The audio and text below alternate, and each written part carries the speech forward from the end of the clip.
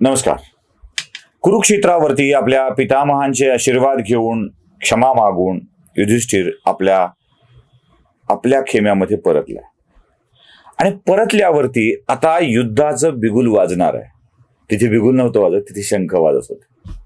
दोन्ही बाजूनी ताकदीचं सैन्य उभं आहे, प्रचंड शक्तिशाली सैन्य उभं आहे आणि प्रत्येक एकेका औक्षहिणी सैन्याचा एक एक प्रमुख सेनापती बनून तिथे आपल्या सेनेचं प्रतिनिधित्व करतोय. कौरवांच्या बाजूनी तर पितामह भीष्म सरसेनापती आहेत. ही सगळी रचना आपण मागे बघितली आहे. पितामह भीष्म सरसेनापती आहेत. प्रत्येक औक्षहिणी सैन्याचा एक एक सेना प्रमुख आहे. कृपाचार्यांच्याकडे एका सेनापती म्हणून नेतृत्व आहे. द्रोणाचार्य दुसरे सेनापती आहेत. अश्वत्थामा तिसरा सेनापती आहे. कर्ण चौथा सेनापती आहे. शकुनी पाचवा. मद्रनरेश शल्य पुढचे सेनापती आहेत. सातवे सिंधुनरेश जयद्रथ जे मेवणे पण आहेत दुर्योधनाचे. महाराज कृतवर्मा. भूरिश्रवा जे शंतनूच्या दुसऱ्या एका वंशातील आहेत. त्रिगर्तराज सुदक्षिण आणि 11वे म्हणजे कलिंग देशचे राजा श्रुतयुद्ध. ही कौरवांच्या बाजूनी असलेल्या सेनापतींची यादी आहे. पांडवांच्या बाजूनी 7 औक्षहिणी सैन्य असल्यामुळं 7 वेगवेगळे सेनापती आहेत. या सगळ्यांचा सरसेनापती म्हणून धृष्टद्युम्न काम बघतोय.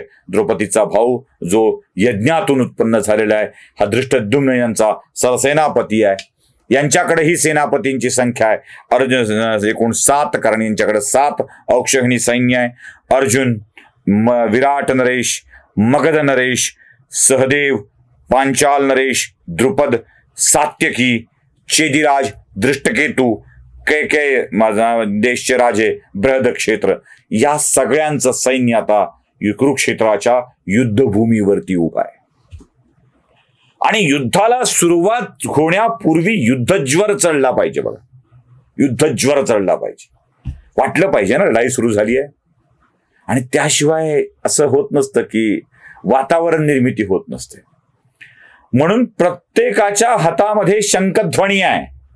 सगळं सैन्य प्रतीक्षा करताय की हा शंखध्वनी कधी होईल. एकदा का शंखाचा आवाज झाला की मग युद्ध सुरू झालंय याची जाणीव होते आणि प्रचंड वेगाने हे सैन्य एकमेकाच्या वरती तुटून पडणार असतं. प्रत्येक जण या शंखाच्या ध्वनीची प्रतीक्षा करतोय.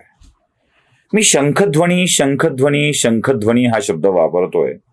कोणाकोणाचे कोणते शंख होते माहित आहे का? या शंखांचं एक वेगवेगळं वैशिष्ट्य आहे. म्हणजे युद्ध सुरू होताना दोन्ही सरसेनापती शंखध्वनी करायचे आणि संपताना पण, म्हणजे सूर्यास्ताच्या वेळेला पण शंखध्वनी व्हायचा. शंखध्वनी झाला की युद्ध संपवायचंय, शंखध्वनी झाला की युद्ध सुरू करायचंय याची जाणीव व्हायची. शंखध्वनी हे युद्ध सुरुवातीचं आणि समाप्तीचं असं एक ओळखीचं ठिकाण होतं ज्यावरून लक्षात यायचं. प्रत्येक योद्ध्याकडे वेगवेगळे शंख आहेत आणि या शंखाचं वेगवेगळं वैशिष्ट्य आहे. सगळ्यात महत्वपूर्ण शंख याच्यामध्ये कुठला असेल तर तो न लढणाऱ्याचा आहे. अंपायर परिस्थिती करणारा अंपायर, तो म्हणजे आपला भगवान श्रीकृष्ण. त्याच्या शंखाचं नाव आहे पांचजन्य. आणि हा पांचजन्य फुंकल्याबरोबर युद्धज्वर चढणार आहे. युद्ध सुरू झाल्याची जाणीव होणार आहे. हा पांचजन्य साधा सुद्धा नाहीये. कृष्णानं सांदीपनी ऋषीच्या आश्रमात शिक्षण घेतल्यानंतर सांदीपनी ऋषींनी आपल्या पुत्राला जीवदान द्यावं असं कृष्णाला गुरुदक्षिणेच्या रूपात मागितलं. शंखासुरानं त्या सांदीपनी ऋषीच्या पुत्राचा प्राण हरलेला असतो. त्या शंखासुराशी युद्ध करायला भगवान श्रीकृष्ण जातात लहानपणीच. त्याला मारतात. ऋषीपुत्राच्या आत्म्याची मुक्तता करून ऋषीपुत्र परत देतात आणि तिथे त्या शंखासुराच्याकडेच एक शंख मिळतो, त्याचं नाव पांचजन्य. हा पांचजन्य भगवान श्रीकृष्ण आपला शंख म्हणून आपल्या जवळ बाळगतात. हा पांचजन्य अद्भुत शंख आहे आणि भगवान श्रीकृष्णाचा हा पांचजन्य शंख महाभारताच्या युद्धामध्ये खूप महत्वाचा आहे. कारण याच पांचजन्याच्या शंखाच्या आवाजाने भारताचं भविष्य लिहिलं जाणार आहे, हे लक्षात ठेवा. एक ज्ञान अर्जुनाला दिल्यानंतर, विराट रूप दर्शनानंतर 5 पांचजन्य वाजणार आहे आणि याच पांचजन्यातून निघालेल्या ध्वनीनी भारताचं भविष्य बदलणार आहे. भगवान श्रीकृष्णाचा शंख आहे पांचजन्य.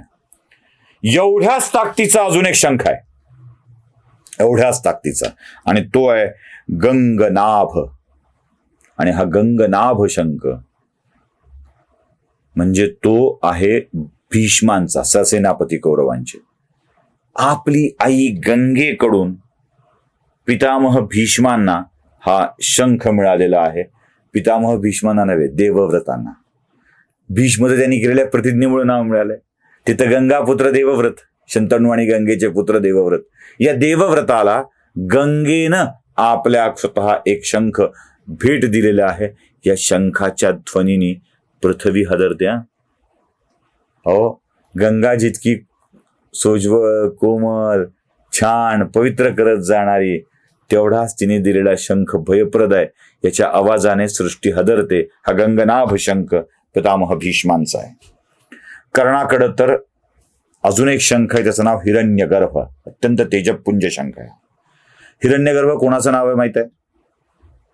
हिरण्यगर्भ जे रोज सूर्यनमस्कार करतात त्यांना माहित आहे.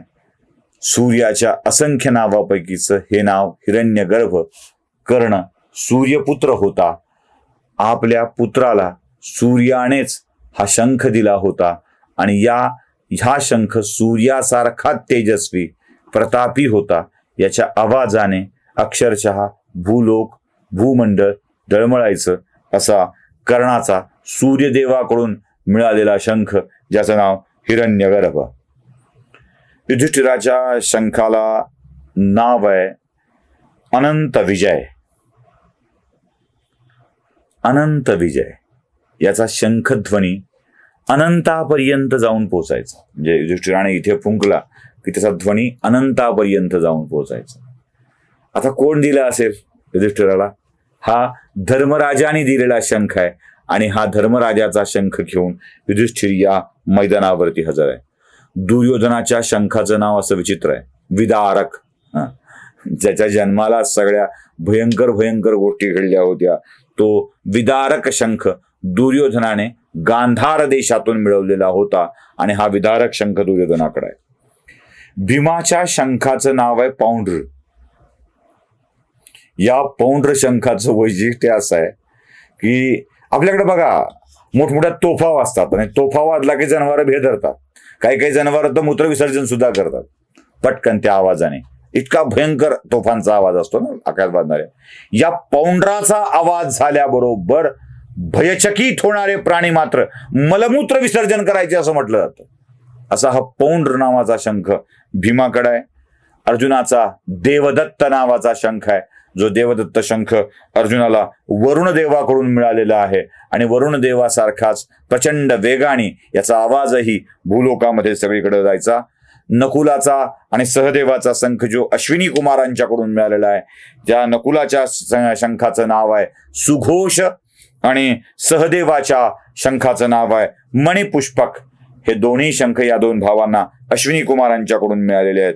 तर दृष्टद्युम्न जो सरसेनापती आहे पांडवाचा, त्याच्या शंखाचं नाव आहे यज्ञघोष. अनेकांची शंख आहेत, पण प्रत्येका शंखाची नावं सगळीकडेच देण्यात आलेली नाहीत. जेवढी उपलब्ध आहेत तेवढी मी तुम्हाला सांगण्याचा प्रयत्न केलाय. पुढे मला अजून काही कळाली तर नक्कीच देईन. या शंखध्वनी होणार आहे आणि या शंखध्वनीने महाभारताच्या युद्धाला प्रारंभ होणार आहे. पण हे होण्याआधीच अजून एक कृती घडती आहे आणि ती कृती एक मोठा पॉज या कथेमध्ये या युद्धाला देते आहे. काय ते बघूया पुढच्या भागात.